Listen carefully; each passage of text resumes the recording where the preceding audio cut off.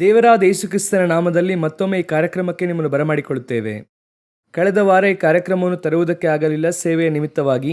ಈ ವಾರ ಕರ್ತನ ಕೃಪೆಯಿಂದ ಈ ಕಾರ್ಯಕ್ರಮವು ಬಂದಿದೆ. ಇವತ್ತು 3 ಮುಖ್ಯವಾದ ವಿಷಯವನ್ನು ನೋಡಲಿದ್ದೇವೆ. ಬನ್ನಿ ಸಂಚಿಕೆಗೆ ಹೋಗೋಣ. ಮೊದಲನೇದಾಗಿ ಆಸ್ ಯೂಶುವಲ್ ನಾವು ಯಾವಾಗಲೂ ನೋಡುವ ಪ್ರಕಾರ Israel Iran US war conflict, ಇದನ್ನೇ ನಾವು ಇಂದು ನೋಡಲಿದ್ದೇವೆ. ಏನ್ ನಡೆಯುತ್ತಾ ಇದೆ? ಅನೇಕರು ಇವತ್ತು ಮುಗಿಯುತ್ತದೆ, ನಾಳೆ ಮುಗಿಯುತ್ತದೆ ಎಂಬುದಾಗಿ ಹೇಳ್ತಾ ಇದ್ದಾರೆ. ಅದು ಮುಗಿಯುವುದಿಲ್ಲ ಎಂಬುದಾಗಿ ನಮಗೆ ಗೊತ್ತು. ಯಾಕಂದ್ರೆ ಇದು ಎಲ್ಲಿ ಆರಂಭವಾಯಿತೋ ಅಲ್ಲೇ ಮುಗಿಯಬೇಕು.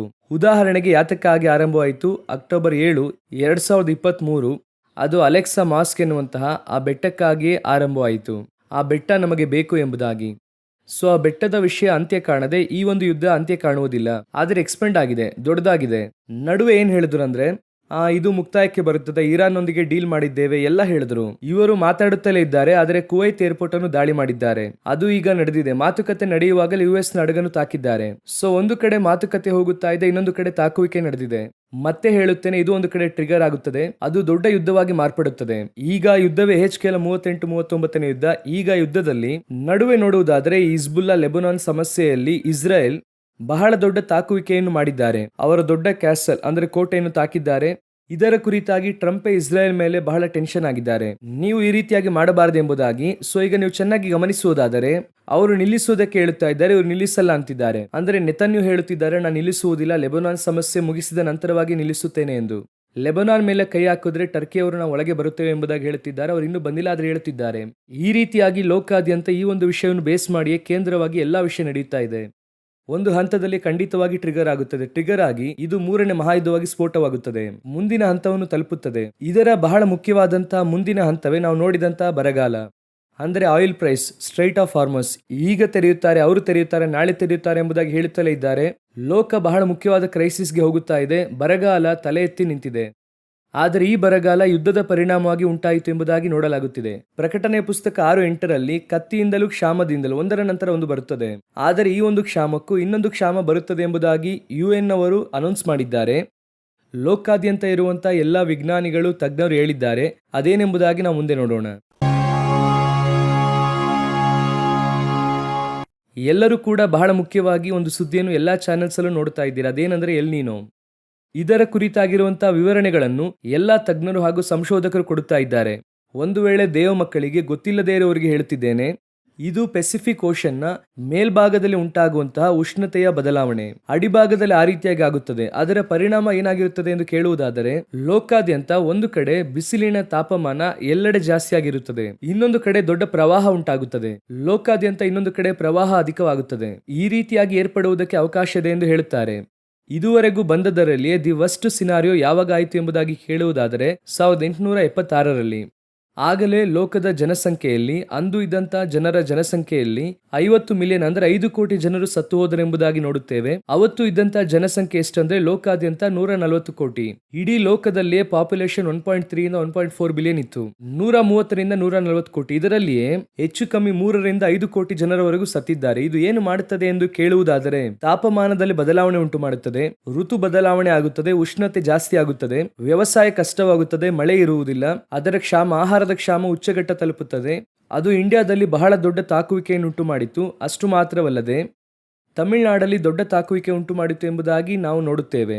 ಆದರೆ ಈಗ ಅದಕ್ಕಿಂತ ವರ್ಸ್ಟ್ ಒಂದು ಬರುತ್ತದೆ ಎಂಬುದಾಗಿ ಹೇಳುತ್ತಿದ್ದಾರೆ. ಎಷ್ಟರ ಮಟ್ಟಿಗೆ ಎಂದು ಕೇಳುವುದಾದರೆ, ಕಳೆದ ವಾರದಲ್ಲಿ ಮಾತ್ರ ಲೋಕದಲ್ಲಿಯೇ ಬಹಳ ಉಷ್ಣತೆಯನ್ನು ಕಂಡಂತ 50 ಸಿಟಿ ಇಂಡಿಯಾದಲ್ಲೇ ಇದೆ. ಅಷ್ಟು ಮಾತ್ರವಲ್ಲದೆ ಆ ಉಷ್ಣತೆಯ ಉಚ್ಚಘಟ್ಟವನ್ನು ಉತ್ತರ ಭಾರತವು ಕಂಡಿದೆ. ಈಗ ಆ ಉಷ್ಣತೆಯ ಪರಿಣಾಮವು ಜುಲೈ ತಿಂಗಳಲ್ಲಿ ಇನ್ನೂ ಬಹಳ ಅಧಿಕವಾಗುತ್ತದೆ ಎಂದು ಹೇಳುತ್ತಿದ್ದಾರೆ. ಅದರಿಂದ ಋತು ಬದಲಾವಣೆ ಆಗುತ್ತದೆ, ಮಳೆ ಬೀಳುವುದಿಲ್ಲ, ಈ ರೀತಿಯಾದ ಪರಿಣಾಮ ಉಂಟಾಗುತ್ತದೆ. ಇದರ ಪರಿಣಾಮ ಏನಾಗುತ್ತದೆ ಅಂದರೆ ಆಹಾರದ ಕೊರತೆ ಉಚ್ಚಘಟ್ಟ ತಲುಪುತ್ತದೆ ಎಂದು ಹೇಳುತ್ತಿದ್ದಾರೆ. ಆದರೆ ಅಂದು 1876ರಲ್ಲಿ ನಮಗೆ ಸ್ಟೋರೇಜು, ಫುಡ್ ಸ್ಟೋರೇಜ್ ಎಲ್ಲ ಆಗ ಇರಲಿಲ್ಲ. ಆದರೆ ಈಗ ಅನೇಕ ಸ್ಟೋರ್ ಮಾಡಿದ್ದೇವೆ ಎಂದು ಹೇಳುತ್ತಿದ್ದಾರೆ. ಆದರೂ ಕೂಡ ಬಹಳ ಮೋಸಕರವಾದ ಒಂದು ಕ್ಷಾಮ, ಅಂದ್ರೆ ಬಹಳ ಮೋಸಕರವಾದ ಋತು ಬದಲಾವಣೆ, ಅಂದ್ರೆ ಉಷ್ಣತೆಯು ಅಧಿಕವಾಗಲಿದೆ. ಅದಕ್ಕಾಗಿರುವಂತ ಪ್ರಿಕಾಷನ್ಸ್ ತೆಗೆದುಕೊಳ್ಳಿ ಎಂದು ಹೇಳುತ್ತಿದ್ದಾರೆ. ಸರಿ, ಇದಕ್ಕೂ ಬೈಬಲ್ಗೂ ಏನ್ ಸಂಬಂಧ ಎಂದು ಕೇಳುವುದಾದರೆ, ಈಗಾಗಲೇ ಹೇಳುದಲ್ಲ, ಕತ್ತಿಯ ನಂತರ ನೆಕ್ಸ್ಟ್ ಕ್ಷಾಮ ಬರುತ್ತದೆ. ಈ ಮೂರನೇ ಮಹಾಯುದ್ಧ ಈಗ ಆರಂಭವಾಗಿರುವಂತದ್ದು, ನಡೆಯುತ್ತಾ ಇರುವಂತದ್ದು, ಅದು ಟ್ರಿಗರ್ ಆಗಿ ಒಂದು ದೊಡ್ಡ ಹಂತ ತಲುಪುವಾಗ ಎಲ್ಲಿನೋ ಇಂದ ಉಂಟಾಗುವಂತ ಕ್ಷಾಮ ಇದರೊಂದಿಗೆ ಅದು ಕೂಡ ಸೇರುತ್ತದೆ. ಅದನ್ನೇ ಬೈಬಲ್ ಎರಡನೇದಾಗಿ ಕ್ಷಾಮ ಎಂದು ಹೇಳುತ್ತದೆ. ಆ ಕ್ಷಾಮವು ಈ ಕ್ಷಾಮನ ಅಂದರೆ ನನ್ನ ಪ್ರಕಾರ ಯುದ್ಧದೊಂದಿಗೆ ಕ್ಷಾಮ ಬರುತ್ತದೆ. ಈಗಾಗಲೇ ಅದು ಸ್ಟ್ರೈಟ್ ಆಫ್ ಹಾರ್ಮೋಸ್ ನೊಂದಿಗೆ ಆರಂಭವಾಗಿದೆ. ಸೊ ಎರಡನೇ ಕ್ಷಾಮ ಒಳಗೆ ಬರುತ್ತದೆ. ಮೂರನೆಯದಾಗಿ ಕ್ಷಾಮದ ಉಚ್ಚಘಟ್ಟ, ನೆಕ್ಸ್ಟ್ ಘೋರವ್ಯಾಧಿ ಎಬೋಲಾ ಅಂತ ವೈರಸ್ಗಳು ಬರುತ್ತದೆ. ಪ್ರಕಟಣೆ 6:8 ಭೂಮಿ ರೆಡಿ ಆಗುತ್ತಲೇ ಇದೆ. ನಮ್ಮ ಕಣ್ಮುಂದೆ ಇಷ್ಟು ಕಾರ್ಯಗಳು ನಡೆಯುತ್ತಾ ಇದೆ. ದೇವರು 4 ಕಾರ್ಯ ಹೇಳುತ್ತಾರೆ. ಒಂದು, ಕತ್ತಿ ಯುದ್ಧ. ಎರಡನೇದಾಗಿ ಕ್ಷಾಮ, ಅದು ನಮ್ಮ ಕಣ್ಮುಂದೆ ಇದೆ. ಮೂರನೇದಾಗಿ ಘೋರವ್ಯಾಧಿ, ಅದು ಕೂಡ ನಡೆಯುತ್ತಾ ಇದೆ. ನಾಲ್ಕನೇದಾಗಿ ಪ್ರಕೃತಿ ವಿನಾಶನ, ಅದನ್ನು ಕೂಡ ನಾವು ನೋಡುತ್ತಾ ಇದ್ದೇವೆ. ಸೊ ಎಲ್ಲವೂ ಕೂಡ ಒಟ್ಟಿಗೆ ಆಗುತ್ತಾ ಇದೆ. ದೇವರ ಬರೋಣಕ್ಕೂ ಮುನ್ನ ನಡೆಯಬೇಕಾದ ಕಾರ್ಯಗಳೆಲ್ಲ ನಡೆಯುತ್ತಾ ಇದೆ. ನಾವು ಬಹಳ ಮುಖ್ಯವಾದ ಕಾಲಘಟ್ಟ ಕ್ರಾಸ್ ಮಾಡುತ್ತಾ ಇದ್ದೇವೆ. 1876ರಲ್ಲಿ ಕ್ರಾಸ್ ಮಾಡಿದ್ರು. ಅವತ್ತು ನಾವಿಲ್ಲ, ಆದ್ರೆ ಇವತ್ತು ನಾವು ಕ್ರಾಸ್ ಮಾಡುತ್ತಾ ಇದ್ದೇವೆ. ಅನೌನ್ಸ್ ಮಾಡಿದ್ದಾರೆ. UN ಮೊದಲುಗೊಂಡು ವರ್ಲ್ಡ್ ಮೆಥಲಾಜಿಕಲ್ ಅನ್ನುತ್ತಾರೆ, ವಿಶ್ವದ ಕಾಲಮಾನ ತಜ್ಞರು, ಅವರಿಂದ ಎಲ್ಲರೂ ಕೂಡ ಹೇಳಿದ್ದಾರೆ, we are getting in to the worst ಇಯರ್ಸ್ಗೆ ಹೋಗುತ್ತಾ ಇದ್ದೇವೆ ಎಂದು ಹೇಳುತ್ತಿದ್ದಾರೆ. 1.5-2 ವರ್ಷ ಹಾಗೆ ಇರುತ್ತದೆ ಎಂಬುದಾಗಿ ಅವರು ಹೇಳಿದ್ದಾರೆ. ಇವುಗಳ ನಡುವೆ ದೇವರು ನಮ್ಮನ್ನು ಕಾಯುವುದಕ್ಕೆ ಶಕ್ತರಾಗಿದ್ದಾರೆ. ನಿಶ್ಚಯವಾಗಿಯೂ ಕ್ಷಾಮದ ನಡುವೆ ಪೋಷಿಸುವಂತಹ ದೇವರು ನಮ್ಮ ದೇವರು. ಎಂತಹ ಕ್ಷಾಮ ಉಚ್ಚಘಟ್ಟ ತಲುಪಿದರು, ದೇವರು ಇಸ್ರಾಯೇಲರನ್ನು ಕಾಪಾಡಿದ್ರು, ಎಲಿಯನನ್ನು ಕಾಪಾಡಿದ್ರು ಎಂಬುದಾಗಿ ನೋಡುತ್ತೇವೆ. ನಮ್ಮನ್ನು ಕೂಡ ದೇವರು ಕಾಪಾಡುವುದಕ್ಕೆ ಶಕ್ತರಾಗಿದ್ದಾರೆ. ಕಳವಳ ಪಡಬೇಡಿರಿ. ಮತ್ತೆ ಮತ್ತೆ ದೇವರು ಅದನ್ನು ಹೇಳುತ್ತಾರೆ, ಕಳವಳ ಪಡಬೇಡಿರಿ, ಕರ್ತನ ಕರ ಯಾವಾಗಲೂ ನಮ್ಮ ಜೊತೆಗೇನೆ ಇದೆ. ಕಡೆಯದಾಗಿ ಇದು ಯಾವುದಕ್ಕೂ ಸಂಬಂಧಪಡದೇ ಇರುವಂತಹ ಆದರೆ ಬೈಬಲ್ನಲ್ಲಿ ಇರುವಂತಹ ಒಂದು ವಿಷಯವನ್ನು ನೋಡಿ ನಾವು ಮುಗಿಸೋಣ. ಎಲಾನ್ ಮಾಸ್ಕ್ 2027ರಲ್ಲಿ ಬಹಳ ದೊಡ್ಡ ರೋಬೋಟ್ ಆರ್ಮಿಯನ್ನು ರೂಪಿಸುತ್ತಾ ಇದ್ದಾರೆ.